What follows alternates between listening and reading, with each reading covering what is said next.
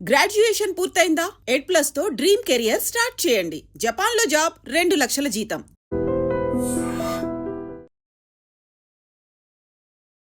హైదరాబాద్ కుకట్పల్లిలో అత్యంత దారుణమైనటువంటి ఘటన. కుకట్పల్లిలో తల్లి తన 2 పిల్లల్ని కూడా చంపేసి తాను కూడా ఆత్మహత్య చేసుకుని చనిపోయింది. చాలా బాధ కలిగించే విషయం. 2 పిల్లలు కూడా 12 సంవత్సరాలు, 10 సంవత్సరాలు, కౌశిక్, కార్తిక్. అయితే భర్త వేధింపులు తట్టుకోలేక భర్త 1 సంవత్సరం కాలంగా ఇష్టారీతన హింసకు గురి చేస్తున్నాడు, మానసిక వేధింపులకు గురి చేస్తున్నాడు. అతను 2వ పెళ్లి చేసుకున్నాడు. మహేశ్వరి అనే అమ్మాయిని 2వ పెళ్లి చేసుకున్న దగ్గర నుంచి చాలా తీవ్రంగా మానసికంగా హింసించేవాడు, శారీరకంగా హింసించేవాడు. పెద్దల మధ్య పంచాయతీ జరిగింది, కానీ ఏమాత్రం కూడా మార్పు రాలేదు. కాలనీవాసులు కొంతమంది ఇక్కడ అనుమానం వ్యక్తం చేస్తున్నారు. ఆత్మహత్య చేసుకుని చనిపోయే విధంగా ఒక కుట్ర కూడా చేసి ఉండొచ్చు అని చెప్పి అనుమానం వ్యక్తం చేస్తున్నారు. మీరు ఇక్కడ స్క్రీన్ మీద చూస్తున్నారు. ఇదే ఇంట్లో ప్రవీణ్ వచ్చి 1 గంటకు చూశాడు. 1 గంటకి వచ్చి చూస్తే భర్త ప్రవీణ్ 1 గంటకు వచ్చి చూస్తే ముగ్గురు కూడా ఆత్మహత్య చేసుకున్నటువంటి పరిస్థితి. ముగ్గురు ఆత్మహత్య చేసుకున్నట్టుగా అక్కడ సీన్ కనిపించింది. అంటే తల్లి అలాగే 2 పిల్లలు ముగ్గురు కూడా ఉరివేసుకున్నట్టుగా అక్కడ కనిపించింది. సో వెంటనే చుట్టుపక్కల వాళ్ళకు కూడా సమాచారం అందిస్తే వాళ్ళు కూడా వచ్చి లోపలికి వచ్చి చూస్తే, తర్వాత పోలీసులు కూడా వచ్చి చూస్తే ముగ్గురు కూడా విగత జీవులుగా ఉన్నారు. మెడ మొత్తం పూర్తిగా ఎర్రగా కమిలిపోయినటువంటి పరిస్థితి. సో అంటే ఇక్కడ కాలనీ వాసులు చెప్తున్నారు, రోజు గొడవే, ప్రతిరోజు కూడా ఇదే విధంగా కొట్టేవాడు, తిట్టేవాడు. ఇక్కడ రోడ్డు మీదకి వచ్చి ఆమె దెబ్బలు తాళలేక భరించలేక ఆమె అరుస్తూ ఉంటే లోపలికి తీసుకుపోయి మరి నోట్లో గుడ్డలు కుక్కు మరి కుట్టేవాడు. అంత దారుణంగా హింసించాడు. ఈ వ్యక్తితో నేను ఇక బతకలేను, ఇక నేను ఈ టార్చర్ నేను భరించలేను, మానసికంగా చాలా విసిగి వేసారిపోయానని చెప్పి ఇంకా ఆమె ఇక జీవితం నాకు వద్దని చెప్పి భావించి ఆ పిల్లల్ని కూడా చంపేసి, నిజంగా ఆ తల్లి ఎంత బాధపడి ఉంటుందండి.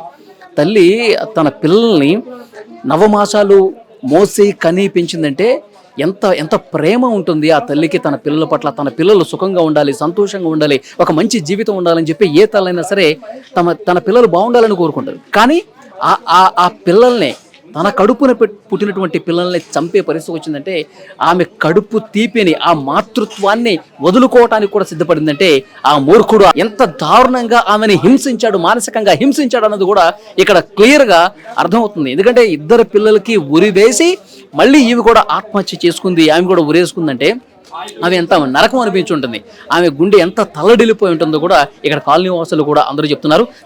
చాలా రోజులుగా ఇబ్బంది పడుతుందంట. సో కొన్ని సంవత్సరాలుగా వాళ్ళు బాగానే ఉన్నారు. ఇక్కడ ఇది ఓన్ హౌస్. ఇప్పుడు నేను చూపించినటువంటి హౌస్ ఏదైతే ఉందో అది ఓన్ హౌస్. వాళ్ళు కొన్నాళ్ళుగా సంతోషంగా ఉన్నారు, వాళ్ళ జీవితం సాఫీగానే జరుగుతుంది.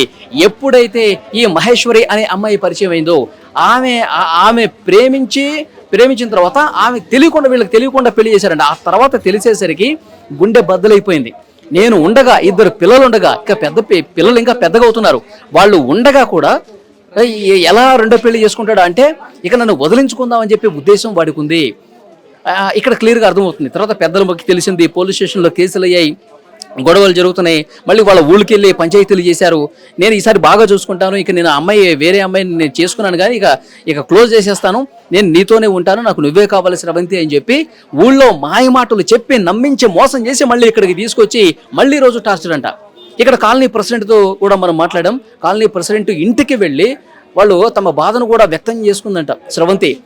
ఈ మనిషి మారతాడు అని చెప్పి నేను కొన్ని రోజుల పాటు వెయిట్ చేశాను, ఇంకా మారతాడు అనుకుంటే అసలు ఏమీ మారలేదంటే కాలనీ ప్రెసిడెంట్ కూడా మారు బాబు, ఎందుకు ఈ విధంగా టార్చర్ చేస్తున్నారు, పిల్లలు పెద్దవాళ్ళు అవుతున్నారు, వాళ్ళు మంచిగా చదివించాలి, మంచిగా వాళ్ళకు ఉన్నత భవిష్యత్తును కల్పించాలి, మంచిగా ఉండండి అని చెప్పి వాళ్ళు కూడా నచ్చజెప్పే ప్రయత్నం చేశారు. కానీ వాళ్ళ అందరి ముందు, అటు ఊళ్ళో పెద్దలు కావచ్చు, ఇక్కడ కాలనీ ప్రెసిడెంట్ ముందు కావచ్చు, సో చాలా చక్కగా చాలా వినయంగా నేను మారిపోతాను, నేను ఎలాంటి గొడవలు పెట్టను, నేను మంచిగా చూసుకుంటాను, నాకు 2 మగపిల్లలు ఉన్నారు, వాళ్ళని కూడా బాగా చూసుకుంటానని చెప్పి ఈ విధంగా కళ్ళబుల్లి కబుర్లు చెప్పి నయవంచనకు గురి చేసి మోసం చేసి మళ్ళీ యథావిధిగా ఇంట్లోకి వచ్చిన తర్వాత గొడవలు స్టార్ట్ చేసేవాడు, తాగొచ్చేవాడు, కొట్టేవాడు, తిట్టేవాడు, రోడ్డు మీద పడేసి కొట్టేవాడు. ఇంత టార్చర్ చేశాడు కాబట్టి ఇక వీడు ఇంకా ఆ అమ్మాయి ట్రాప్లోనే ఉన్నాడు. ఆ మహేశ్వరి అనే అమ్మాయి ఎవరైతే ఉందో ఇంకా ఆమెతోనే ఉన్నాడు. ఇక నన్ను వదిలించుకుందాం అనుకుంటున్నాడు, ఇక నాకు జీవితం లేదు, ఇంకా నేను బతకటం వేస్ట్, నేను లేకపోతే నా పిల్లలు ఎట్లా, నేను లేకపోతే నా పిల్లలకి జీవితం ఏది అని ఆమె ఇక కుంగిపోయింది, మానసికంగా పూర్తిగా కృంగిపోయింది. కాబట్టి ఈరోజు 3 పిల్లల్ని తను బయటికి వెళ్ళాడు. భర్త ప్రవీణ్ బయటికి వెళ్ళిన తర్వాత ఉదయం 10 గంటల ఆ సమయంలో కావచ్చు తన ఇద్దరు పిల్లల్ని చంపేస్తే ఇద్దరు పిల్లల్ని కూడా హ్యాంగింగ్ చేసి, అంటే ఇద్దరు పిల్లల్ని కూడా 10 సంవత్సరాలు 12 సంవత్సరాల పెద్ద పిల్లల్ని కూడా ఉరివేసి చంపేసి ఆ తర్వాత తను కూడా చనిపోయిందంటే నిజంగా ఎవరికైనా ఈ ఘటన వింటే దీనికి సంబంధించినటువంటి సమాచారం తెలిస్తే కనుక కళ్ళమ్మట నీళ్ళు వస్తాయి. ప్రతి ఒక్కరి గుండె ద్రవిస్తుంది. ఎందుకంటే ఆ తల్లి గుండె ఎంత తల్లడిల్లిపోయి ఉంటుంది, ఆ తల్లి గుండె ఎంత భారమై ఉంటుంది. తన పిల్లల్ని తన చేత్తోనే చంపేసే పరిస్థితి వచ్చిందంటే ఆమె ఇంకెంత అల్లాడిపోయి ఉంటుంది, ఎంత బాధకు గురై ఉంటుంది. అసలు ఈ డెసిషన్ తీసుకోవడానికి ఆమె ఎన్ని నిద్రలేని రాత్రులు గడుపుంటుందో కూడా ప్రతి ఒక్కరూ ఈ విషయం చూసిన తర్వాత ఈ కాలనీ వాసులే కాదు, మొత్తం టీవీలు చూస్తున్న వాళ్ళు ప్రతి ఒక్కరు కూడా నిజంగా కన్నీళ్లు పెట్టుకుంటున్న పరిస్థితుంది. ఆ తల్లికి ఎంత కష్టం వచ్చిందో అంటూ వాళ్ళందరూ కూడా తమ బాధని వ్యక్తం చేస్తున్నటువంటి పరిస్థితుంది. వీడు ప్రవీణ్ మధ్యాహ్నం 1 గంటకు చూస్తే ముగ్గురు హ్యాంగింగ్ చేసుకుని ఉన్నారంట. అయితే ఇక్కడ ఇంకొక అనుమానం కూడా వ్యక్తం చేస్తూ ఉన్నారు.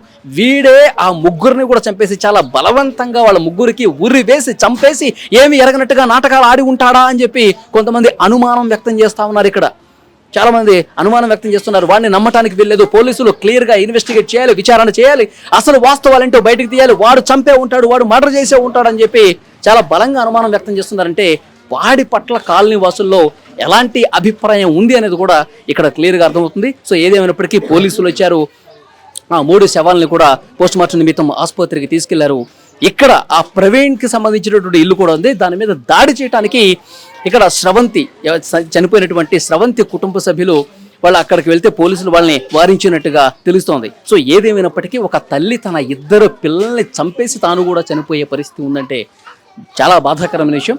సో పోలీసులు క్లియర్గా ఇన్వెస్టిగేట్ చేసి వాస్తవాలు వెలుగులోకి తీసుకురావాల్సిన అవసరం ఉంది. ఈ వీడియోను చూసిన ప్రతి ఒక్కరూ స్పందించండి. ఈ ప్రవీణ్ అనే దుర్మార్గులు 2వ పెళ్లి చేసుకుని మొదటి భార్యని ఇంత దుర్మార్గంగా మానసికంగా హింసించినటువంటి వీడికి ఎలాంటి శిక్ష వేస్తే కరెక్ట్, ఇలాంటి వాళ్ళని ఏ విధంగా శిక్షించాలి కామెంట్ రూపంలో తెలియజేయండి. And for more videos, Please subscribe to iDream. Please subscribe to iDream. Please subscribe iDream. And please subscribe to iDream. For more videos, subscribe to iDream. please like, share and subscribe to the channel. Congratulations, iDream. Subscribe to iDream. Subscribe to iDream. So subscribe to iDream Media. iDream की iDream team अंदर की huge congratulations. Please subscribe iDream Media. Please subscribe to iDream. Subscribe iDream. Please subscribe to iDream. iDream అంటే నా కళల ఛానల్ను subscribe చేసుకున్న నోరు తిరుగుతలేదు, మీరైతే గంట గుర్తు కొట్టండి. For more such videos, please subscribe to iDream.